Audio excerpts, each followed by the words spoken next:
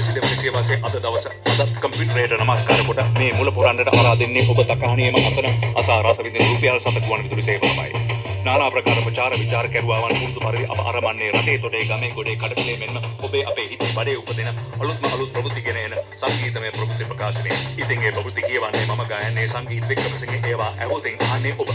ප්‍රවෘත්ති සිරස්තල රටේ තුරුණු බලවේගයේ තුරන් කිරීමේ වැඩපිළිවෙලක්. උපත් පාලනය දියුණු කිරීමට ආචාරශීලී පිළිවෙතක්. ලාභ ලැබූ ක්‍රිකට් ව්‍යාපාරය පාළුවන ලකුණක්. සැලකිය යුතුයි මේ සෑම ප්‍රවෘත්තියක්ම නීති බලධාරියාගේ අවධානයට යොමු වී තිබේ.